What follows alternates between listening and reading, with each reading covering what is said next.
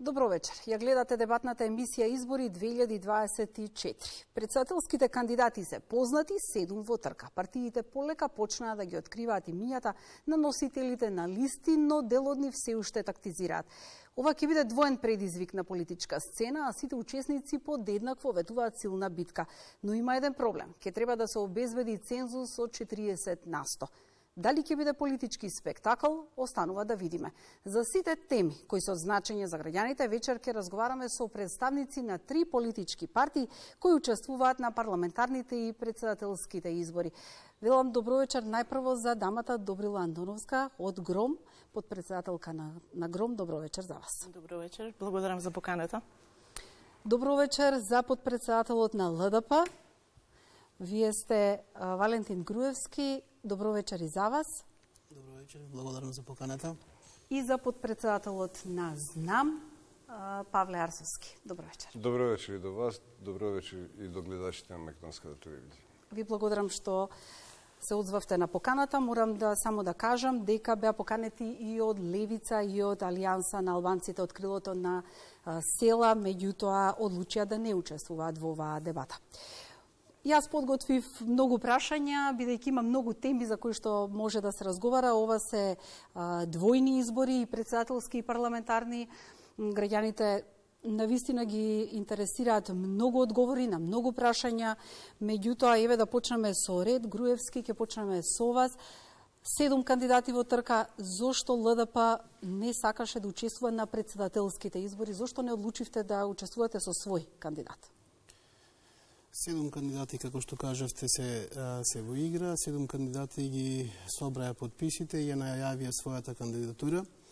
ЛДП е дел од една широка коалиција. ЛДП е дел од една коалиција која се стреми кон Европа и која сака оваа држава да ја види како дел од Европската унија. И ние сметавме во овој момент дека е подобро таа коалиција да има еден заеднички кандидат кој ќе може да победи на председателските избори и со самата победа на председателските избори да се доби еден ветер во грб кој би бил искористен и на парламентарните избори кои се само 2 недели после тоа. ЛДП имала своји кандидати во годините наназад кои постигнувале и добри резултати, така да овој пат ние ќе одиме најверојатно со заеднички кандидат. Меѓутоа, одлуките за ова ќе бидат донесени на телата и органите на партијата најверојатно по 2 дена во понеделник.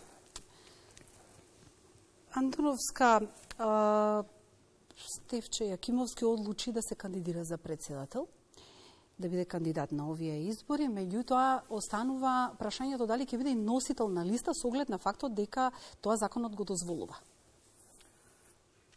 Интересно прашање.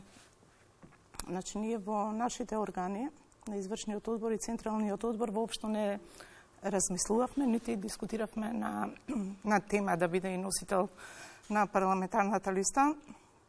Од едноставна причина што предлогот беше даден и акламативно изгласан за кандидат за председател на Република Македонија на седница на Централниот одбор, кој што се одржа на 21 февруари.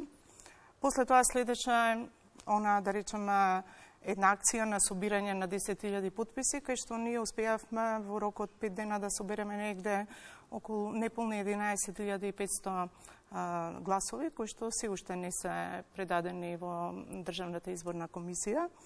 Верувам дека ќе ги предадеме во понеделник. После една таква акламативна подршка на нашиот председател господин Стефче Јакимовски, земејќи во предвид дека станува збор за една најмаркантна личност на политичката сцена во Република Македонија, поред тоа и најискусен актуелен политичар, што е апсолутно познато на јавноста и кој е препознатлив по своите јасни ставови околу круцијални прашања за Република Македонија. Самото собирање на овие околу 11.500 подписи, кои што се воглавном граѓански подписи, бидејќи ние сега по членство спаѓаме во групата на малите политички партии, за разлика од претходните председателски избори, кај што имавме бројно членство и тие неопходни 10.000 гласови за тогашниот председателски кандидат професор Зоран Поповски ги собравме за 1,5 ден. Сега ги собравме за 5 дена, меѓутоа Тоа се воглавно најголем процент граѓански потписи. Сето тоа уште повеќе ја потврди неговата цел, понатаму целта на сите нас, како членови на ГРОМ, и ценам дека е тоа и желба на граѓанството во Република Македонија да биде еден од најдобрите кандидати за председател на Републиката. Што се однесува до парламентарните избори, ценам дека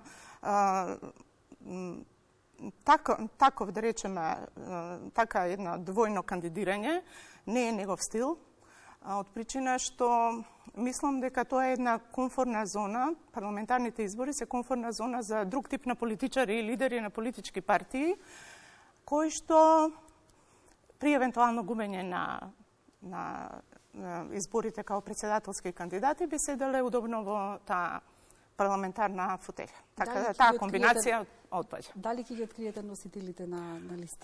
Се уште не сме разговарале на таа тема, бидејќи сите тие кандидати треба да ни поминат на следната седница на Централниот одбор, исто како што беше кандидирањето на председател Стефче Јакимовски, значи исто ќе се обелоденат во скора иднина на седница на Централниот одбор.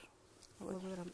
Арсовски, Максим Димитриевски во изминатиот период со силни пораки излегува кон граѓаните. Дали ќе се најде тој носител на листа за изборната единица двојка?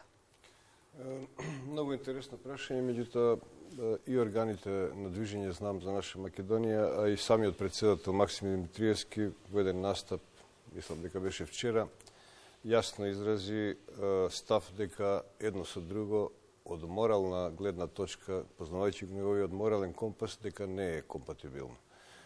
Ние од движење Знам за наша Македонија, размислувајќи за позицијата председател на држава како институција, почитувајќи ја, бидејќи е веројатно единствена и најзначајна која го црпи легитимитетот директно на директни и непосредни избори и поддршка од граѓаните, сметаме дека таа институција заслужува најдобар кандидат кој што движење Знам за наша Македонија може да го понуди.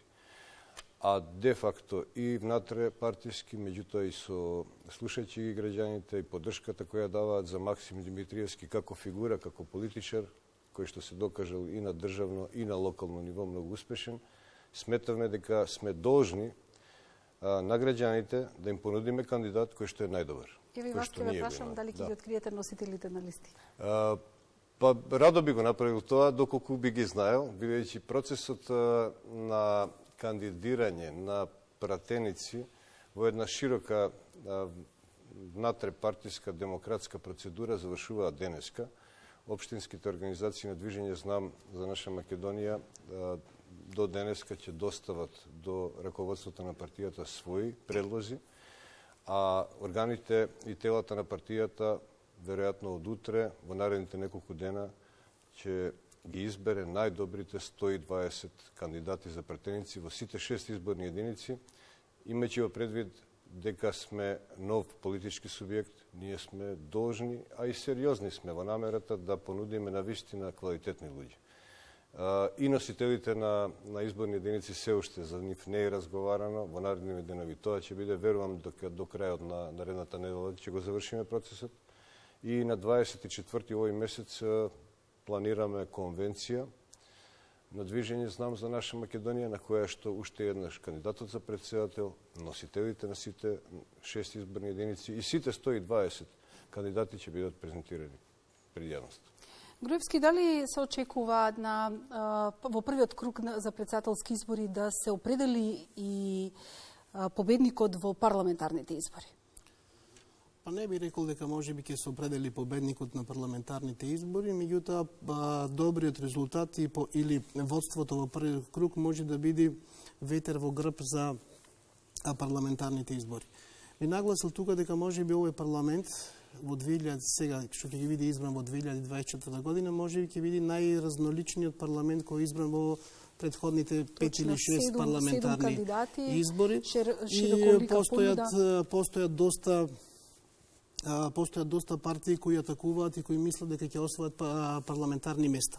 Тоа значи дека составувањето на новата влада ќе биде малце потешко од она што се очекува или одредени политички партии што најавуваат дека ќе го направат.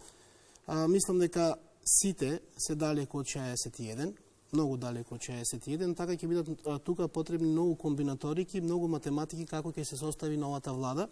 Затоа викам, не значи дека оној што ќе води во првиот круг за претседателските избори ќе состави и новата влада или ќе биде победник на парламентарните избори. Морам да ги подсетам гледачите дека ние сме имале претседателски избори во кои кандидатот, например, имал предност од 120 до 130 илјади гласа, па во вториот круг ги загубил изборите.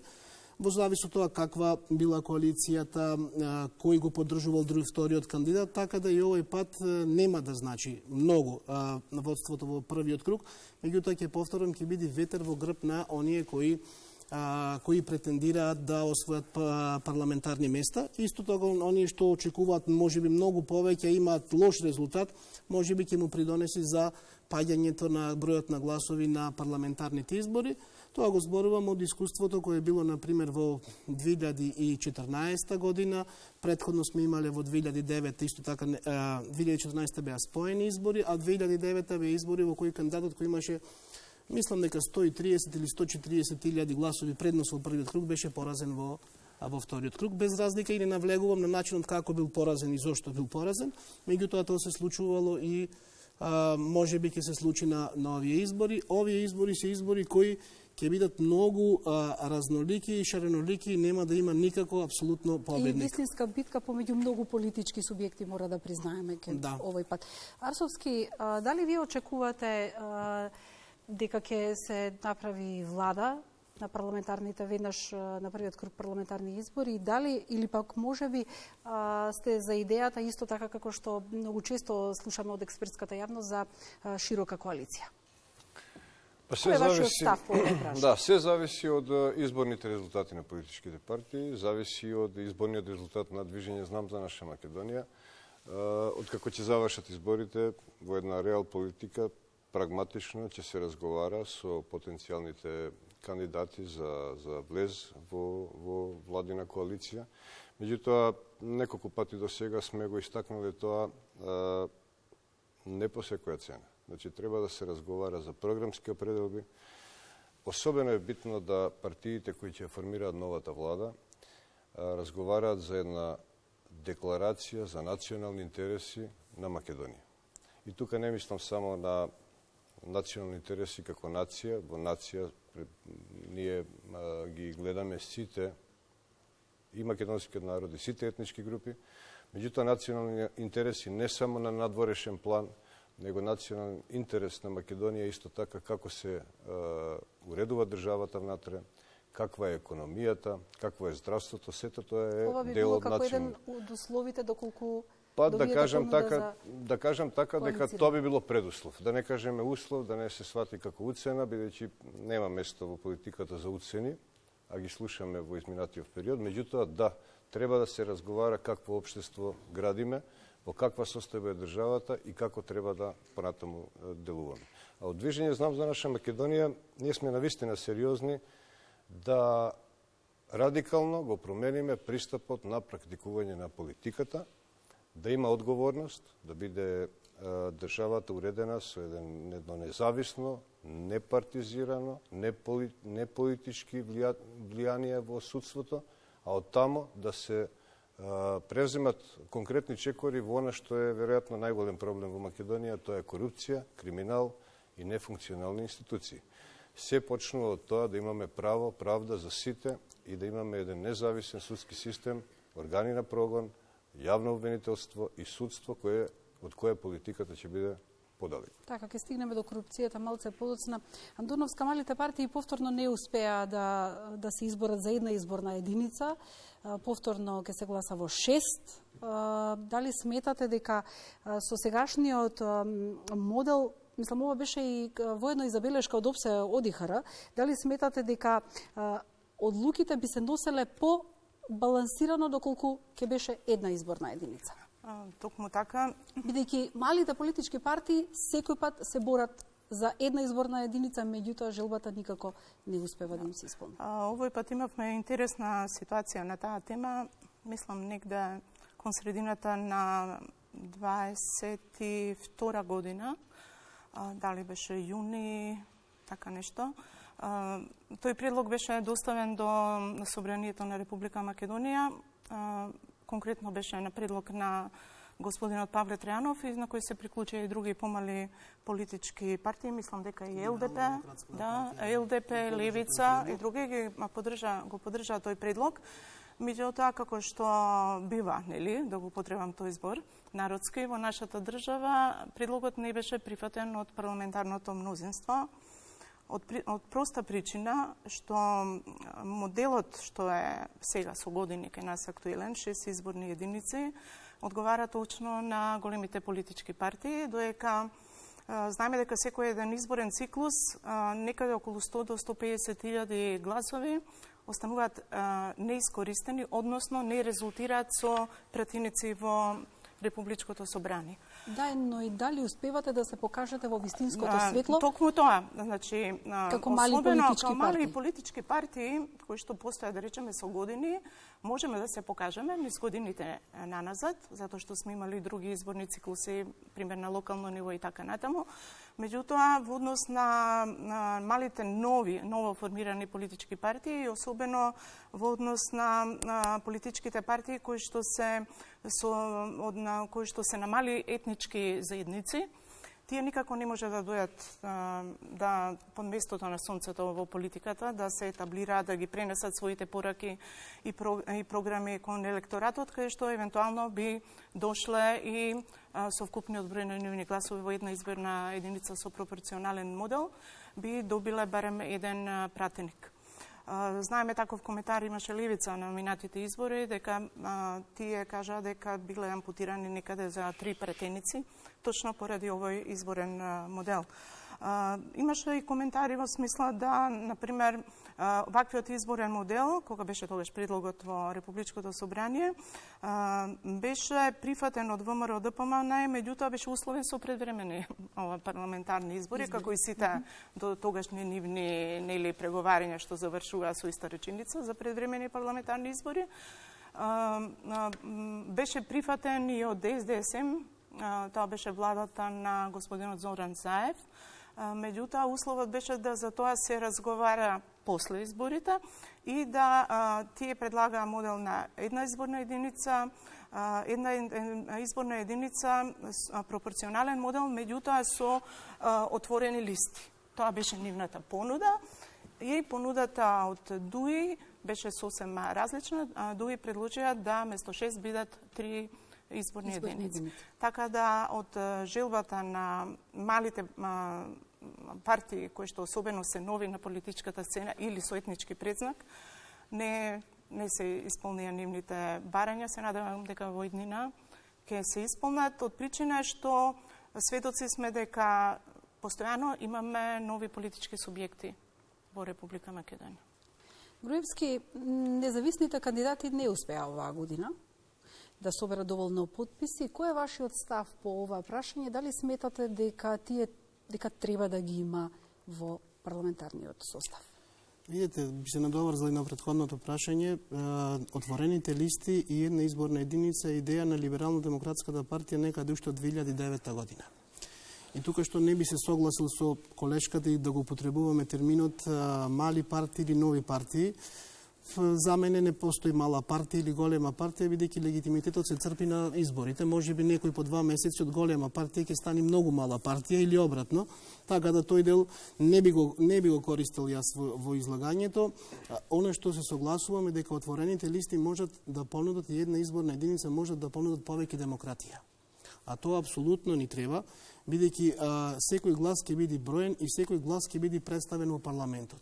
Ние имаме, може да ни се даде теоретска ситуација во која со 30 или 40.000 гласови распределени на различни изборни единици може да добиете 0 пратеници, а со 30 или 40.000 гласови во една изборна единица може да добиете 5 или 6 пратеници.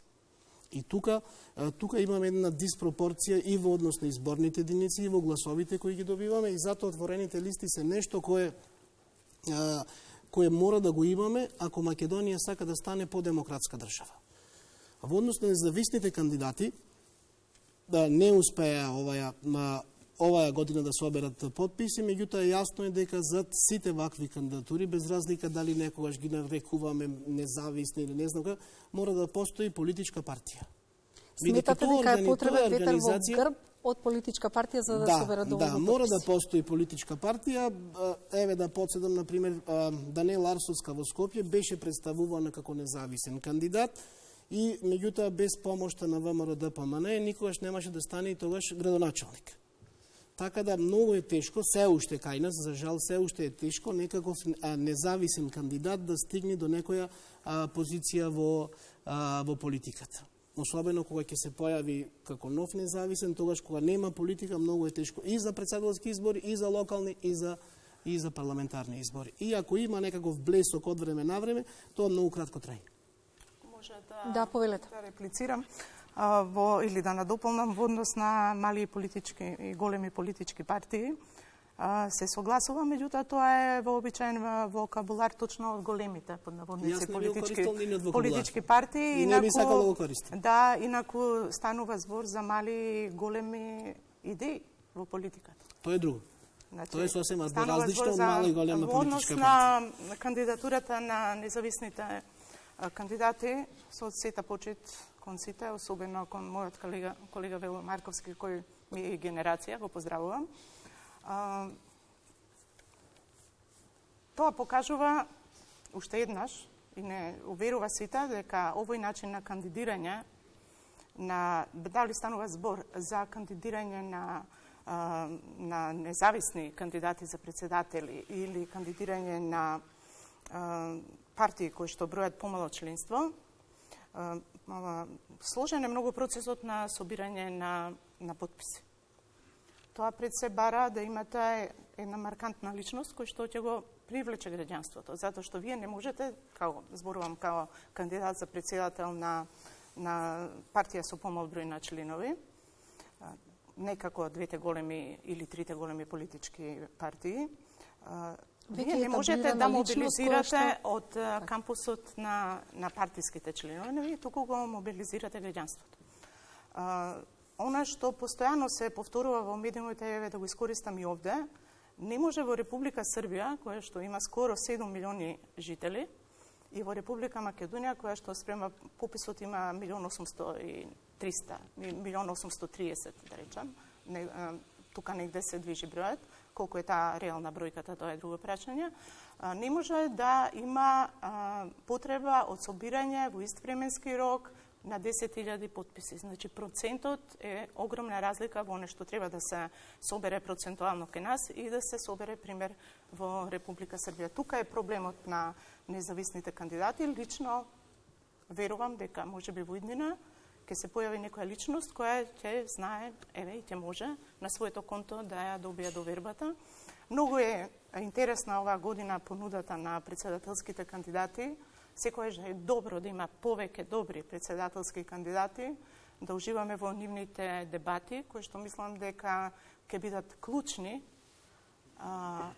независно кој на која партија припаѓа, ќе бидат клучни, кој од нив ќе се најде во вториот изборен круг. Нашата партија, ние сме убедени дека ќе влеземе, веруваме и сигурни сме дека ќе влеземе во вториот изборен круг. Арсовски, да ве прашам, пошто веќе спомнавте, што значи европска опција за Македонија? Сите збориме дека нас не е потребна Европската унија, европски вредности.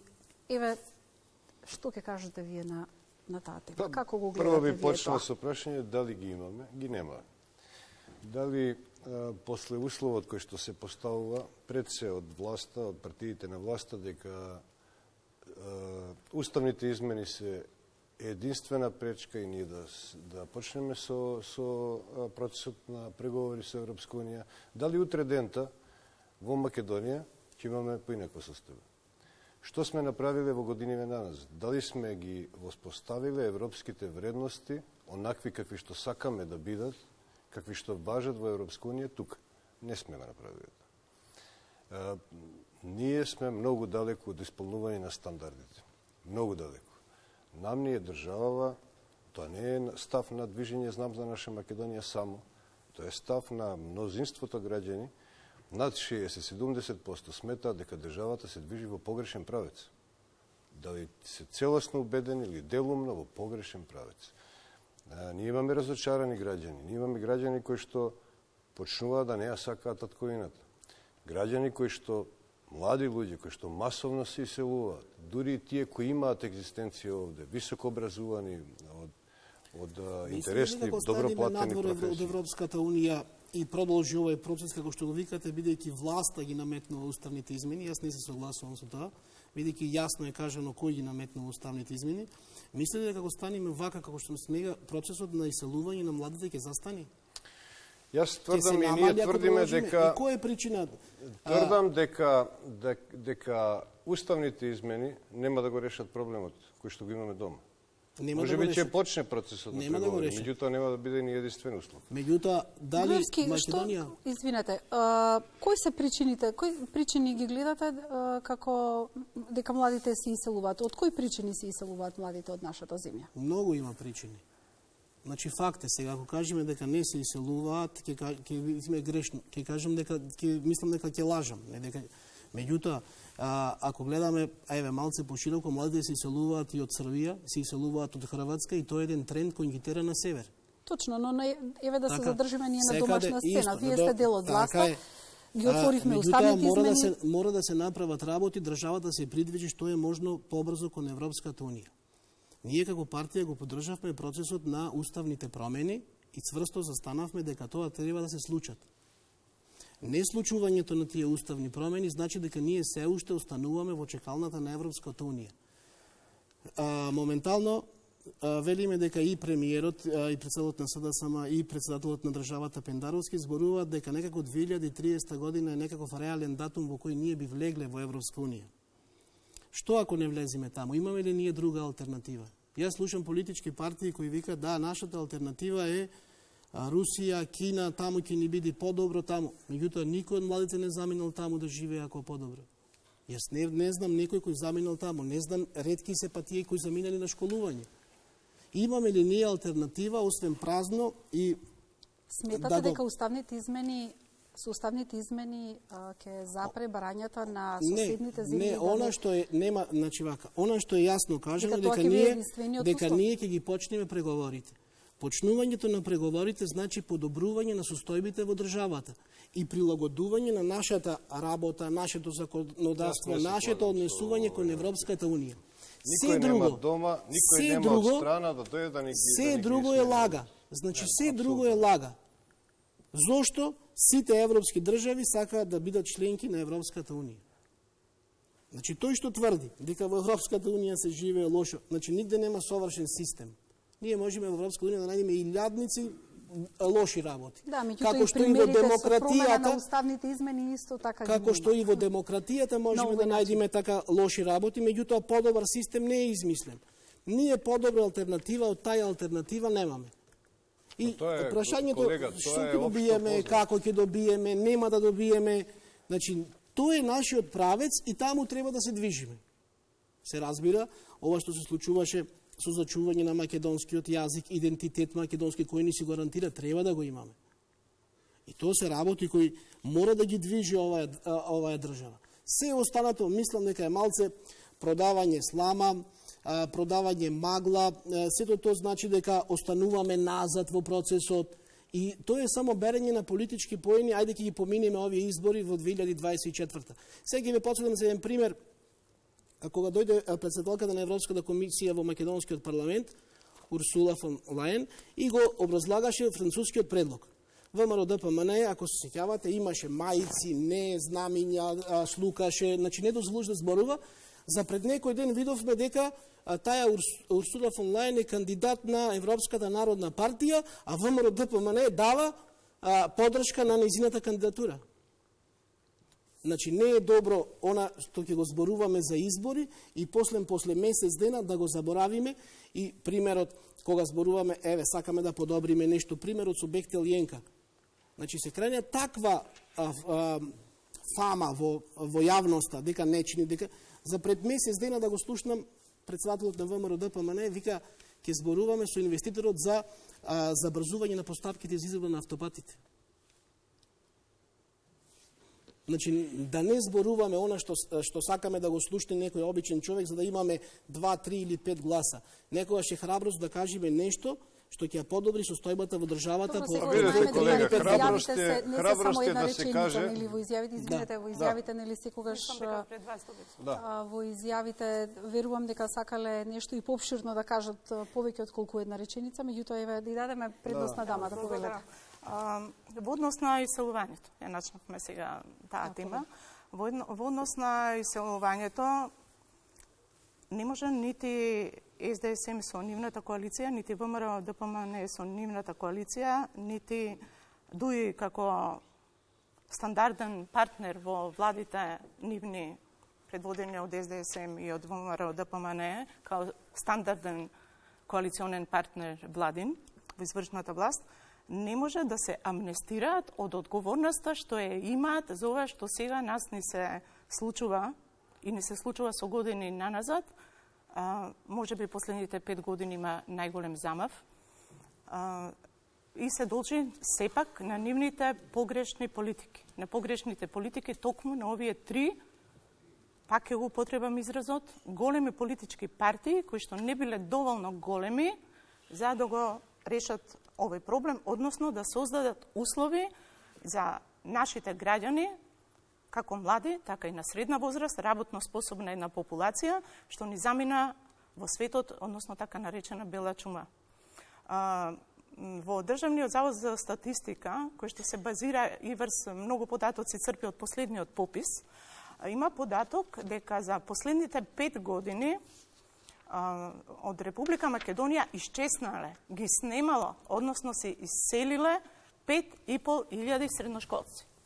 Исто така има податок, што може да се провери на сајтот, дека во овој истиот 5-годишен период од Република Македонија исчезнале, не се ново запишани, да речеме, во Република Словенија или било каде низ Европа и во светот, меѓутоа го прекинале своето образование како студенти, 6.500 студенти ја напуштиле Република Македонија. Оно што може да го најдете во актуелниот попис, има многу добра статистика таму процентуална дадена за одредени општини кои што се во Македонија, кои што се буквално иселени, некои се дури и 49%, значи тоа се 50% од 2021, што значи тие бројки, тие проценти се сега се уште подрастични. Значи, изминаа толку години.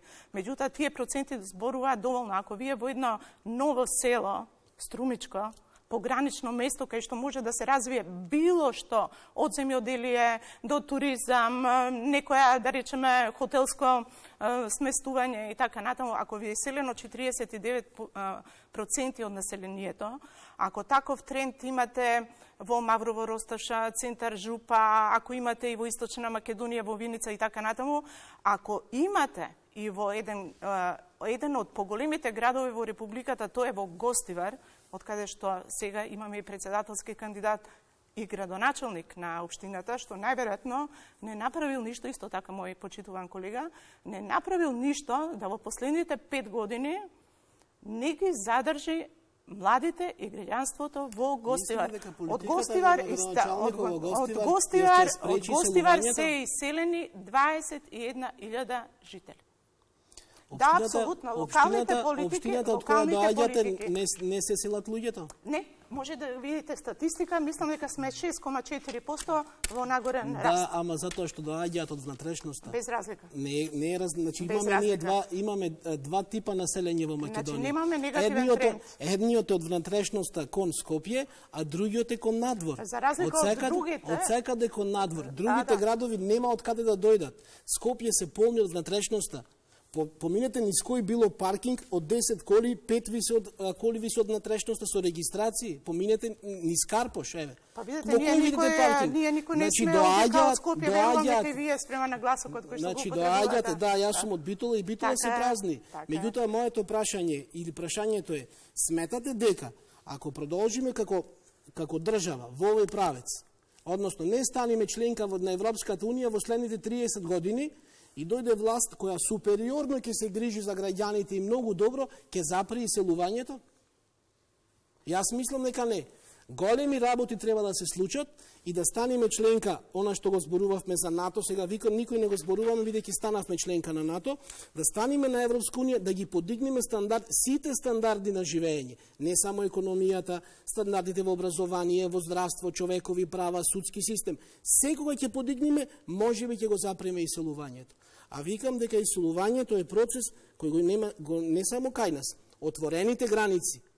Значи, оно што можеме да се движим, отворените граници, Србија, Хрватска, Црнагора, младите луѓе заминуваат. Бугарија стана членка на Европска унија и пак одеше слободно движење имаме. Извинете, пошто ме прекина на пола излагање. Начнав темата само за иселување, односно се надоврзав. Сакам да кажам нешто во однос на терминот европска опција. Значи, дали не е по-прикладно да го употребуваме изразот европска, да речеме, некоја европска определба?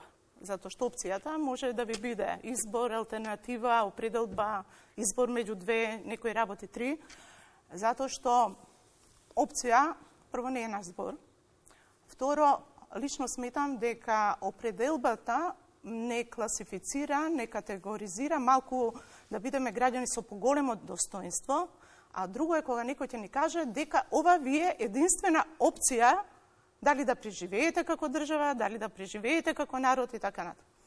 Во однос на уставните измени, она што е основа во како што се декларира Европската унија, да таа е отворена за сите кои што исполнуваат одредени критериуми, право, правда, исправни политики, економија и така натаму, ние тие услови ги исполнуваме со години.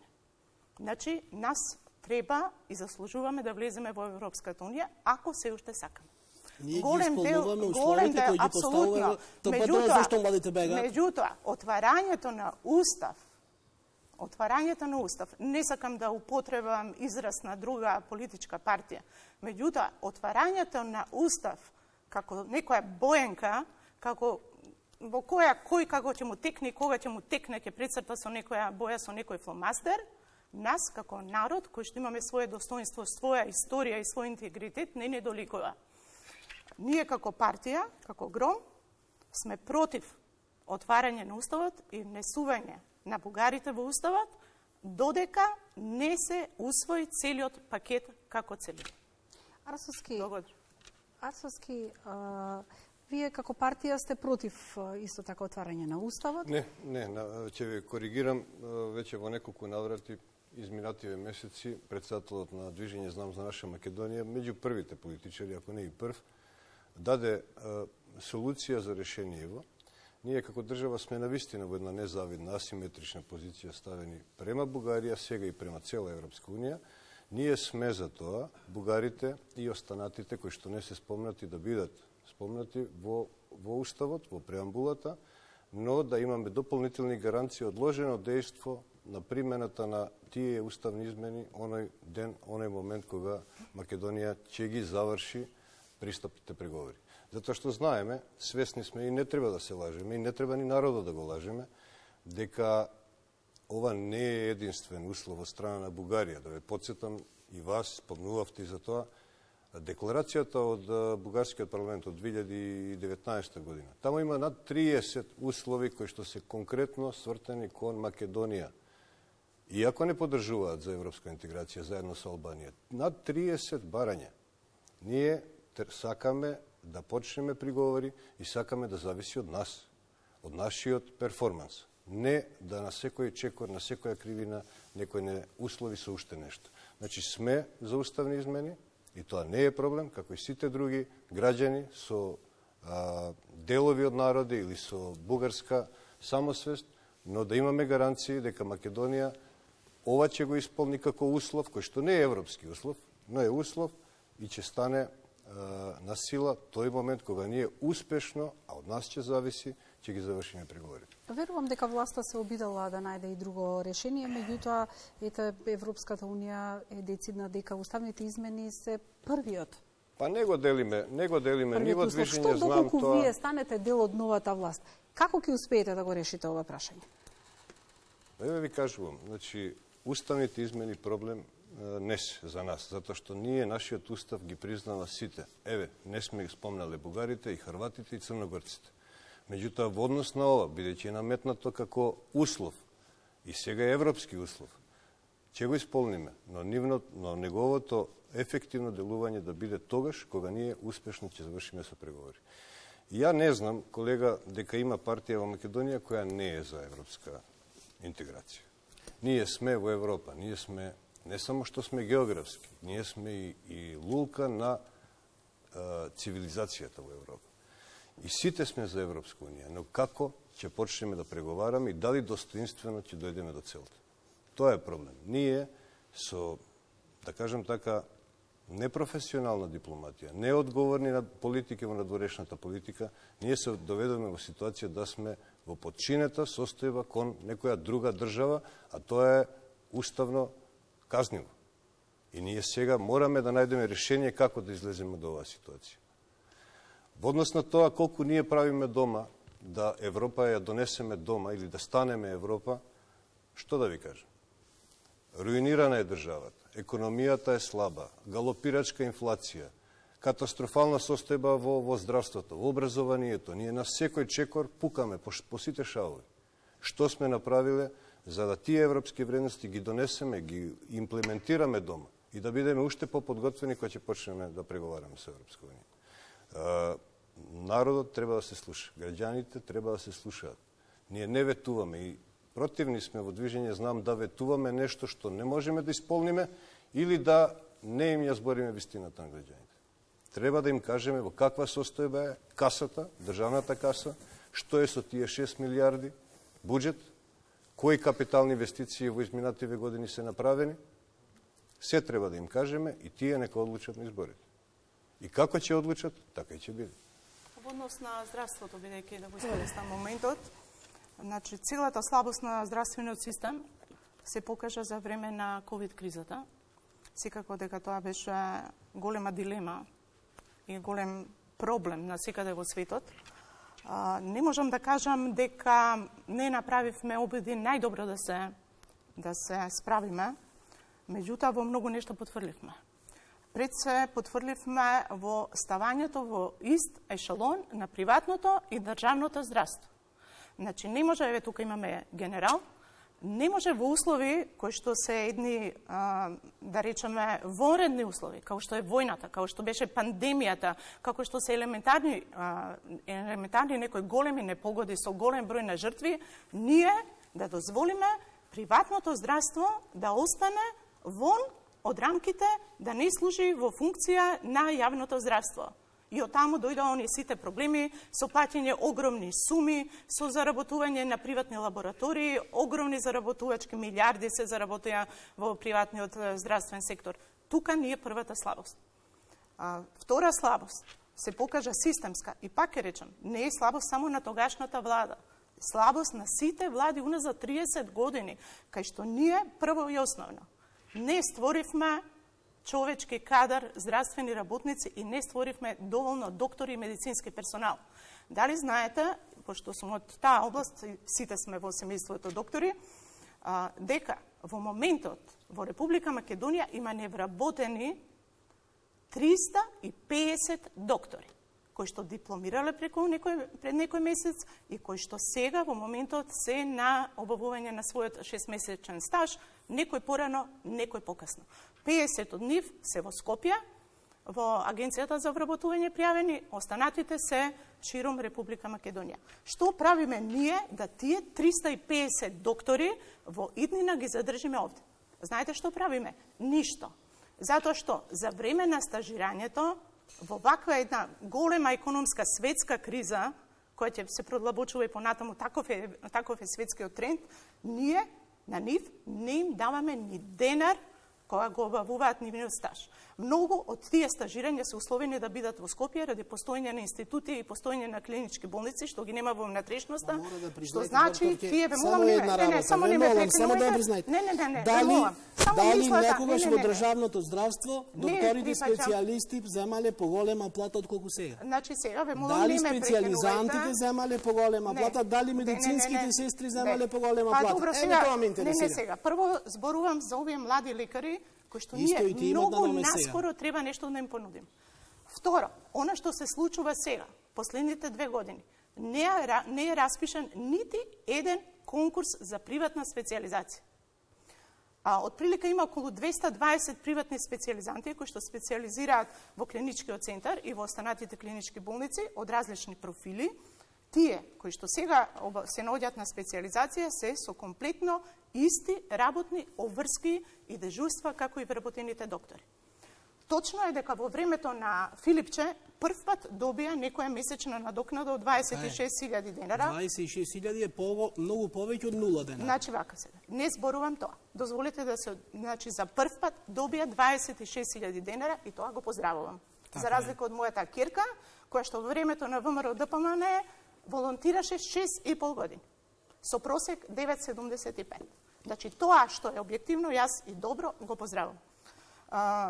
Тие специјализанти, значи, земаат по 20 невработени, по 26.000 денара, меѓутоа, во тие 26 денара немаат придоноси за здравствено и пензиско осигурување. Што значи, од тие 26.000 денара треба да си го платат сопственото. Точно дека здравственото осигурување може да го остварат преку Агенцијата за вработување, меѓутоа да си го платат својот стаж, ако сакаат утре тоа стажирање да им влезе во работниот стаж. Во однос на платите, не се согласувам дека платите се добри, затоа што прво потекнувам од тој сектор и имам многу добри информации.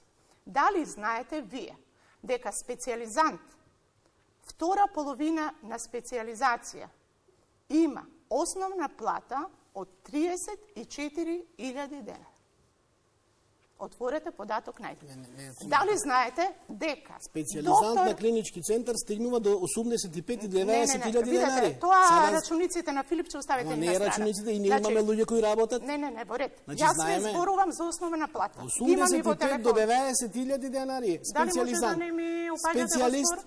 Дали може да не ми го земате зборот? Не ви одземам зборот. Значи, платата на специјалиста, основна плата зборувам, е 68.000 денари. Не сите специјалисти се наставници на медицинскиот факултет, не сите специјалисти дежураат, затоа што таков е процесот на работа, што значи дека тие ќе одат со некоја средна, скоро никаква пензија која ќе остварат правото на пензија. Тоа сакам да кажам. Да, ве разбирам. Здравството е еден од секторите каде што Македонија веројатно потврлува особено нели со одливот на кадар. Меѓутоа, бидејќи имаме уште малку од емисијата, се извинувам што ве прекинувам, сакам да се осврнеме малку на корупцијата. Има една интересна идеја полиграф да се воведе на граничните премини. Што мислите за таа идеја? Особено затоа што корупцијата според извештаите можеме да забележиме дека е длабоко навлезена во многу сектори. Груевски, од вас. Добро. Значи, корупцијата е работа која се борат сите влади кои досега, меѓутоа останува како нешто кое виси во воздухот и кое го има во државата. Меѓутоа има еден факт дека последните дали бе истражувања или испитувања на Transparency International покажуваат 18% или 18 места повисоко рангирање на државата во однос на претходната 2022 година. И сега некој, знаете, јас би сакал да зборуваме со бројки и затоа со колешка да кажав, значи можеме да зборуваме ова е овака, не чини, меѓу ајде да видиме бројки.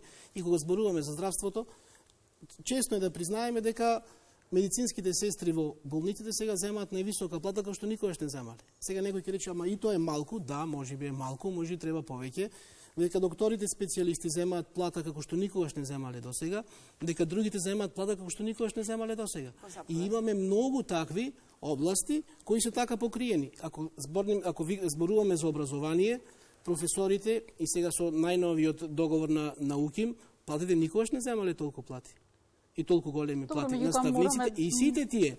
Мораме да бидеме фери да кажеме дека и трошоците на живот Трошоците на живот, се зголемуваат. има некои работи кои ако сега почнувате да работите, имате плата од 600 и 700 евра, јас ова кажувам насекаде, телевизор и сега, и пред 20 години, кога сум бил јас многу помлад, бил 150 евра. Или машина за перење и сега, и тогаш е 250 евра. Меѓутоа храната била поевтина. Храната била, така е. Храната била, меѓутоа 700 евра, 700, многу повеќе околу 250 или 300.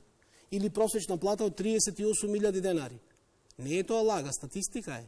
38.000 денари. Дали е тоа информатички сектор, дали е бизнес сектор, 38.000 денари. Тие се факти, многу повеќе или минимална плата од 23.000 е многу повеќе од 9.000 денари.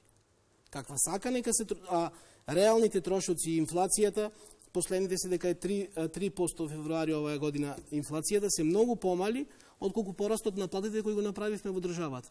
Сега ние тоа кога не го признаваме, можеме разни флоскули да користиме тука, меѓутоа тие се бројки, кај бројките викаат дека и боговите молчат. Кои ќе имате бројки кои се потврдени со статистика. Во однос да се вратам на ова дали е полиграф или се што ќе преземи државата и се што ќе направи во однос на сузбивањето на корупцијата е во ред и треба да се направи. И пак се враќам на оној прв дел кога полемизиравме секако влегување во такви системи како што е Европска Унија и НАТО ја намалува корупцијата. Не дека таму се безгрешни. Јас ги слушам примерите, а тој таму вака да, не се таму безгрешни. Меѓутоа системот не размислува на тоа и системот ги тера поинаку да работат. Ние имаме илјадници, ние имаме пријатели, роднини кои живеат во странство. Кога живеат во европските престолнини или далеку на запад, поинаку размислуваат. Кога се во Македонија, поинаку размислуваат. Значи, системот ги натерал. Се додека не создадеме таков систем, а јас тврдам дека без влез на Македонија во такви институции нема никогаш да го создадеме, тоа ќе ни бидат рак рана и корупцијата и не знам во сите области. Во сите области. Може нешто околу корупцијата, ако имаме време? Да, какви се моите размислувања околу корупцијата? Прво, моје убедување е дека корупцијата се должи на ментален склоп на личност. Значи, таа не е поврзана нити со социјалниот статус на личност, нити со некој социјален ризик во кој што се наоѓа, нити со некој предизвик. Тој што е корумпиран е корумпиран, независно дали е богат, располага со одреден имот и богатство, или е сиромашен. Тоа е, значи, се должи на менталниот склоп на личноста. Тоа одговорно го тврдам, работејќи години наназад во здравството. Она што обично некои професии се ставаат во првите редови за корумпирани, како што се лекари, здравствени работници, не знам, просветни работници на високото образование, не знам, се некоја средна ниска корупција, не знам, полицијата, не знам, судството и така натаму, јас би ги ставила некаде на опашката. Не тврдам, далеко од тоа, меѓутоа сепак мислам дека најголемите предизвици за корупција лежат во извршната власт, во парламентарната власт и на трето место дури би ја ставила судската власт. Високата корупција. Високата корупција. Значи, не станува збор за корупција од 10 евра. Станува збор за огромни цифри, кои што одговорно тврдам, ако 30 години не завршуваа уназад во нечии лични джепови, ние немаше да бидеме на ова дередже во однос на ова што спомнавме, здравство, образование и социјалната сфера и така натаму. Арцовски, вие сте генерал. Многу ме интересира вашето мислење за полиграф. Кого прво сметате дека треба да се стави на полиграф? Не знам дали тоа ќе доведе до некакви резултати. Јас би се вратил ова што и двајцата соговорници го кажа. Мислам, веројатно се слагаме дека корупцијата е во Македонија извор на сите проблеми. А зашто е тоа така? И тоа високата корупција. Она има влијание на средната и на она ситна корупција. Тоа е поради неказнивост во Македонија. Ние имаме состојба каде што правдата не е достапна до сите, имаме неказнивост на различни политички структури кои што се менуваат едни со други и гледаме дека високата корупција, луѓе кои што го кршеле законот, кои што злоупотребувале функции, се неказниви. Така е, и меѓутоа сите се согласуваме со таа теза, но зошто до сега не е поставен систем кој што Па не може затоа што е партизирано судството. политизирано е судството. Имаме партии кои што се длабоко инфилтрирани преку нивни членови, преку нивни роднини, во обвинителството, во судството и како очекуваме дека тие ќе покренат обвинителен акт против некој носител на функција и како очекуваме дека судовите реално, правилно и ќе донесат пресуда. Додека немаме непартиско, неполитизирано, независно судство, обвинителство и судство, ние нема да можеме високата корупција да ја спречиме. Кога ќе почнеме високата корупција да ја спречуваме, тоа ќе има позитивен ефект и надолу. Ви благодарам. Колку политиката и изборите се дефокус за граѓаните во овој период, бидејќи економијата никако остана за затворени врати? Апсолутно е дефокус. И многу добро се погодија изборите во право време. Во време кога пензионерите се уште чекаат колкав ќе им биде процентот на зголемените пензии. Се шпекулира со некоја бројка од 5%. Во време кога здравствените работници ги чекаат уште своите 5% што треба да ги добијат во склоп на тие 10% ветени во месец октомври 23 година. Здравствениот синдикат се наоѓа пред генерален штрајк, најавен за денот на здравјето на 7 април.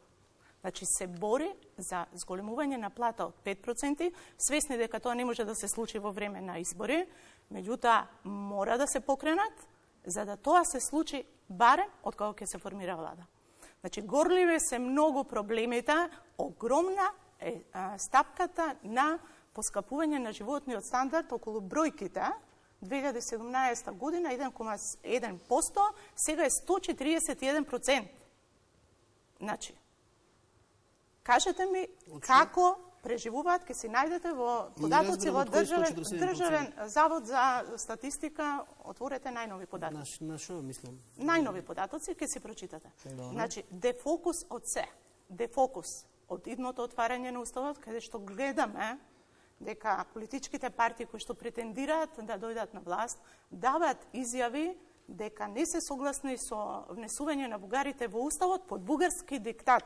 Јас би прашал овде, под чиј диктат тие ќе го отворат уставот и ќе внесат бугарите во уставот без оформување на оден заеднички пакет што зборувавте и вие и јас. Под чиј диктат? Така да се во овој период е ставено под чергиче, а најмногу се ставени граѓаните под чергичето. Меѓутоа, лично сум убедена дека своето гласачко право на овие избори ќе го употребат така како што треба да го употребат, а тоа е да им дадат казнени поени на, условно кажано, најголемите 3 политички партии. Груевски, сметате дека како власт направивте доволно за граѓаните за задржување на стандардот? Па би сакал, како што пред спомнав, да кажам и неколку бројки, дали е тоа така или не е така. Ако оваа власт стигнала на просечна плата од 38.000 денари, ако стигнала на минимална плата од 23.000 денари, или ако подобро е 650 евра со негде околу 400 евра, ако се подобриле економски многу, значи многу работи во државата, ако во моментот имаме, например, во технолошко-индустријските развојни зони сме имале 8.000 вработени, сега имаме 18.000 вработени во тие технолошко-индустријски развојни зони. Ако се намалила невработеноста во државата, ако сите имаме реално кажано, ако сакаме да зборуваме реално, подобрување на живеењето и на платите, буквално секој има повисоки плати од она што било. Јас мислам дека оваа власт, ако зборуваме од економски критериуми, треба да ги добие следните избори. Значи, треба да ги добие, бидејќи сите економски параметри и показатели се на нејзина страна. Сметате дека во економијата бевте цврсти? Не знам сега како тоа да го дефинирам, како дали оваа власт беше цврста или не беше цврста, меѓутоа има сериозни резултати зад себе во овие 7-8 години. Сериозни резултати, сериозни збројки. Ако пред 7 или 8 години, кога беа на тие избори, сегашната власт зборуваше за просечна плата од 500 евра, многу луѓе се смее. Значи, многу луѓе се смеја. Сега стигнавме до 38.000 денари, многу повеќе од тие 30.000, и тие се факти и бројки. Значи, не можете тука да зборувате дали е така или не е така. Секторите во кои се и јавната администрација, и пензионерите, значи имате повисоки, најмалата пензија е повисока за 50%. Субвенционирањето на студентскиот оброк, то се работи кои никогаш не се случувало во државата. Значи, 140 денари за еден студент дневно и некој вика, ама тоа е малце, да, но многу повеќе од 0 денари. Ние сме студирале во тој систем, јас сум студирал порано, меѓутоа никој нас не ни давал студентски оброк, никој не ни обезбедувал превоз кај што сме патувале. Сега никој не обезбедил на студенти, на средношколците по 1800 денари секој месец. Криза е, да, 3000 денари за секој пензионер плюс. Значи, тоа се работи кои се обезбедени. Така, и ги уживат граѓаните, ги користат. Ви благодарам. Што велите на овие бројки кои што ги изнесе Груевски? Односно економијата, за платите, за пензиите. Факт е дека платите и пензиите значително порасна, но исто така е факт дека и куповната моќ е намалена. Нешто се случило, веројатно со инфлацијата. Мислам дека има еден друг податок, не го каже соговорникот. Македонија во изминативе неколку години е зависна во секој поглед. Ние не сме енергетски независни. Нити барем да сме во некоја мерка. Ние веќе не произведуваме ни храна.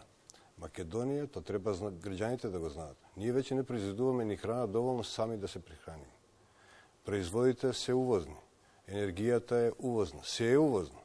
Ние, што сме хранеле и самите себе и други републики во бивша Југославија, ние веќе ништо не произведуваме. Земјоделството не функционира, енергетиката исто така. Така да, веројатно, сето тоа влијае да се поскапат цените и да куповната моќ на граѓаните падне и покрај тоа што имаме, де факто, повисоки плати и пензии. Така да, граѓаните го чувствуваат тоа секојдневно, ги слушаме на средби, ги слушаме на телевизија, на утрински програми, дека едноставно се потешко се живе и покрај тоа што номинално цените растат. Бруто домашниот производ на Македонија е најнизок во регионот. Ако дозволите, да. Во програмата последно од 2022 до 2024 година стои, мислам дека дури е на првата, втората страна, дека од тогаш бруто домашен производ од 2,5% проектира дека до крајот на 24 година ќе имаат 5%. Ја завршија 23 година со 2,1%. Со таков развој, со таков процент нема развој. Ви благодарам многу за учеството. Пред да одјавам емисијата, само сакам да ве прашам дали имате лични документи, дали успеавте да извадите? Да. Груевски, вие успеавте ли да извадите патна исправа? Мислам дека 2022 ја сменив личната карта и документи. Да. Арсовски? Јас дојдов сега од Министерство за внатрешни и ќе одам повторно да си го земам документите. Се надевам дека хаосот со личните документи е веќе на крајот и тука е крајот на дебатната емисија. Ви благодарам на сите за учеството. Останете со програмата на Македонската телевизија и пријатна вечер.